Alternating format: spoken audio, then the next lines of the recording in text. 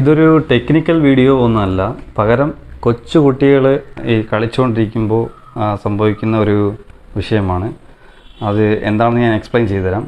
ഇപ്പോൾ ഈ വീട്ടിലാണെങ്കിൽ ഈ ഒരു ഫാൻ തന്നെ വർക്കാവുന്നില്ല, പക്ഷേ ലൈറ്റുകളെല്ലാം വർക്കാവുന്നുണ്ട്. എല്ലാ ലൈറ്റുകളും വർക്കാവുന്നുണ്ട്, പക്ഷേ ഒരു റൂമിലും ഹാളിലുള്ള ഫാനുകളൊന്നും തന്നെ വർക്കാവുന്നില്ല. ലൈറ്റൊക്കെ കൃത്യമായി വർക്കാവുന്നുണ്ട്. ഞാനിതിൻ്റെ ഇതിന് ഫാന് 2 സ്വിച്ച് പോയിൻ്റ് ഉണ്ട്. ഇതിപ്പോൾ ലൈറ്റിൻ്റെ, ഇത് ഫാനിൻ്റെ. അതുകൊണ്ട് ഇത് ഓൺ ചെയ്തിട്ട് വർക്കാവുന്നില്ല. അതോടൊപ്പം തന്നെ ഇവിടെ ഒരു സ്വിച്ച് പോയിൻറ്റും കൂടി ഉണ്ട്, അതിൻ്റെ റെഗുലേറ്ററും ഉണ്ട്. ഇതിപ്പോൾ റെഗുലേറ്റർ കറക്റ്റ് ഫുൾ സ്പീഡിലാണ് വെച്ചേക്കുന്നത്. അതിൻ്റെ സ്വിച്ച് ഞാനിപ്പോൾ ഒന്ന് ഓണാക്കി നോക്കി, എന്നിട്ടും വർക്കാവുന്നില്ല.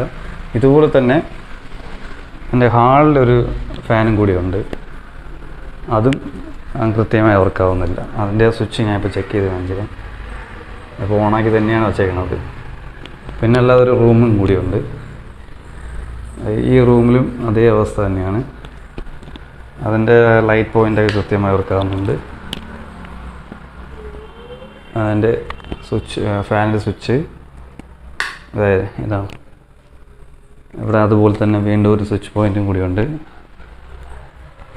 ഇതും റെഗുലേറ്റർ ഫുള്ളാക്കി വെച്ചിട്ടുണ്ട്, സ്വിച്ചും ഓണാക്കി വെച്ചിട്ടുണ്ട്. ഞാനിപ്പോൾ ഓഫ് ചെയ്തു, വീണ്ടും ഓണാക്കി തരാം. ഓണാക്കി വർക്കാവുന്നില്ല. വിഷയം വേറെ ഒന്നുമില്ല. ഇവിടെ നമുക്കൊരു ശിങ്കിടിയുണ്ട്. ഇയാൾ ചെയ്ത ഒരു തമാശ മാത്രമാണ്, വേറെ ഒന്നുമില്ല. ഇവിടെ നമുക്ക് സ്വിച്ച് പോയിൻറ്റുകളിൽ കളിക്കുന്ന സ്വഭാവം ഇവർക്ക് കൂടുതലാണ്. അതുപോലെ പെട്ടെന്ന് മനസ്സിലാവാത്ത ഒരു സ്വിച്ച് പോയിൻറ്റും കൂടിയുണ്ട്. അത് വേറെ ഒന്നുമല്ല, ഇൻവെർട്ടറിൻ്റെ സ്വിച്ച് പോയിൻ്റാണ്. ഇതാണ് ഇൻവെർട്ടറിൻ്റെ സ്വിച്ച് പോയിൻ്റ്. ഇത് ചില വീടുകളിൽ സ്റ്റെയറിൻ്റെയൊക്കെ അടിഭാഗത്തായിരിക്കും വരുന്നത്. പക്ഷേ ഈ വീട്ടിൽ ഈ ടി വിയുടെ സ്റ്റാൻഡിൻ്റെയൊക്കെ അടുത്തായിട്ടാണ് വരുന്നത്. നിലവിൽ ഇതിപ്പോൾ ഓഫാണ്. ഇപ്പോൾ ഇൻവെർട്ടർ ഇതിനകത്ത് വച്ചിട്ടില്ല, പക്ഷേ ഇൻവെർട്ടറിൻ്റെ സ്വിച്ച് പോയിൻ്റ് എങ്ങനെയാണ് വരുന്നത്?